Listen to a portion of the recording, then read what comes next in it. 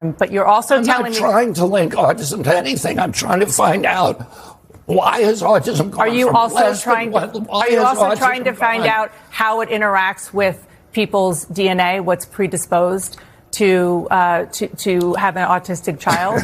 Are you doing both? Yeah, but Dana, you probably don't understand this because you're not a scientist, but genes you're not either. Cause. Ooh, that was just part of a very contentious exchange on CNN Sunday with Dana Bash and HHS Secretary Robert F. Kennedy Jr. And that interview is renewing questions and concerns about the priorities of the nation's top public health official. Kennedy is not a scientist, but he continues to espouse views about vaccines, autism, Tylenol in pregnancy, measles, and the COVID-19 pandemic that many in the scientific community find factually dubious. So let's talk to an actual scientist, shall we, about all of these claims and try to unpack them. Joining us now, President and CEO of the Robert Wood Johnson Foundation, Dr. Richard Besser. He's also the former acting director of the Centers for Disease Control and Prevention. Dr. Besser, it is great to see you and have you on this. There is a lot to unpack from that interview. For the benefit of all of us, for the benefit of the truth, I just want to go through Secretary Kennedy's claims one at a time, starting with some of his assertions about COVID-19. Let's listen. You just said what I said was inaccurate. What I said was accurate. We had the highest death rate from COVID of any place. There are other countries that had higher, but you can argue go ahead about why we had that, but nobody can tell you. I mean, we have, as you say, we have the highest chronic disease burden in the world. But Anthony Fauci was mismanaging the COVID pandemic, and he was doing it under the Biden administration.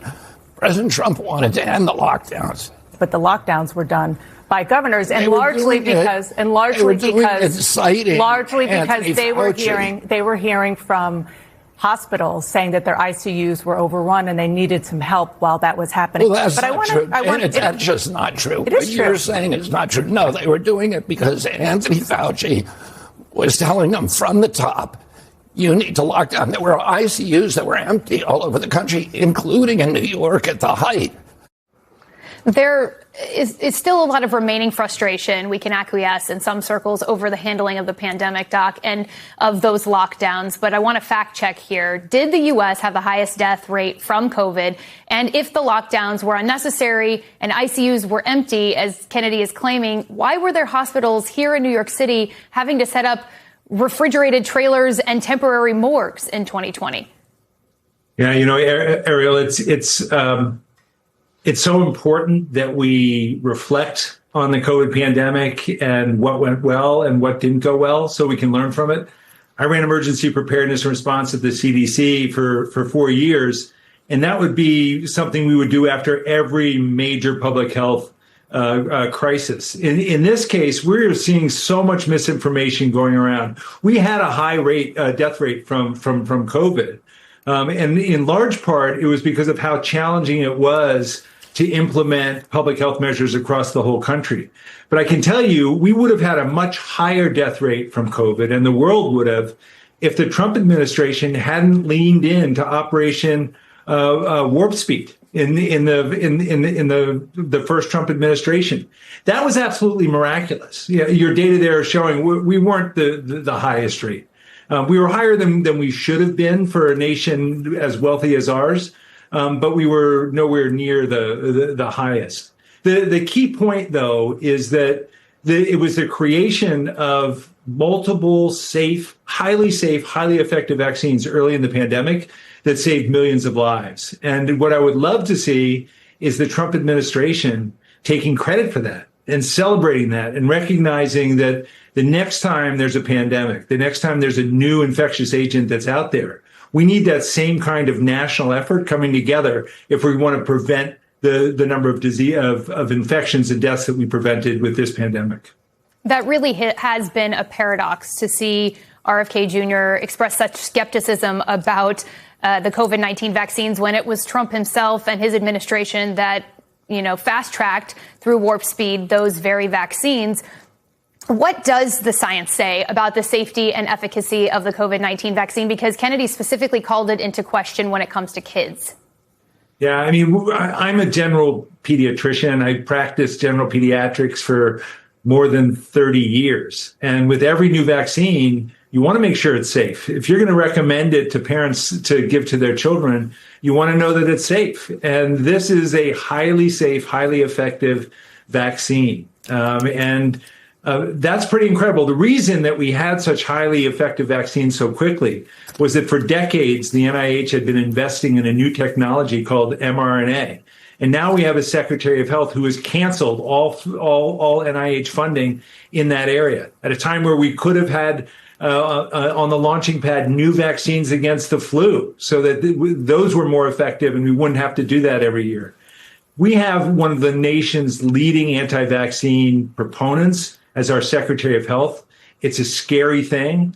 And the fact that Dana Bash had to fact check our Secretary of Health so many times tells you that we are in a really difficult situation here.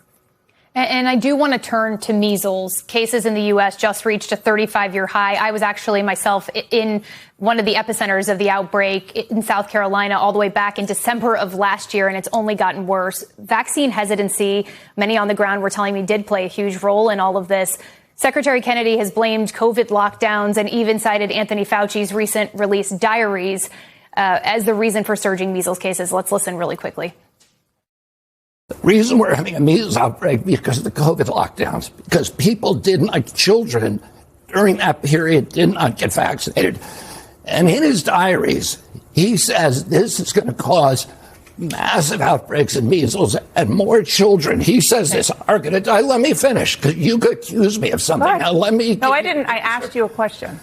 Yeah, let me give you the answer. He says in his diaries, more children are going to die from measles because of these lockdowns than COVID. So if you want to know, and that age group that should have gotten the MMR when they were 18 months and didn't get it, they're the ones being infected. So let's give a little credit to Secretary Kennedy that he did say in that interview that children should be getting vaccinated for the measles. He said that the vaccine is safe and effective.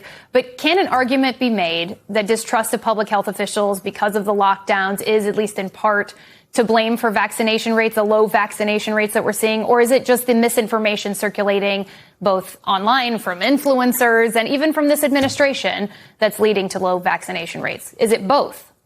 Yeah, I think that there is a both here. I think that the COVID pandemic and the measures that were taken to protect people's health and the politicization of the response have all contributed to the declining trust in experts, in public health.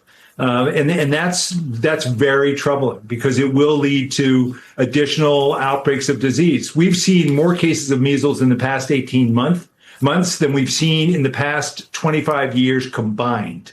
And that's going to continue to rise. We were one of the nations that had eliminated measles. Before long, the World Health Organization will say it's no longer eliminated here. I recommend that people talk to a doctor who they trust. That's where you can get the best information. Don't listen to our Secretary of Health. I have about 1 million more questions I'd love to ask you, but we're out of time. Dr. Richard Besser, thank you as always for your time and perspective, your medical expertise. We appreciate you.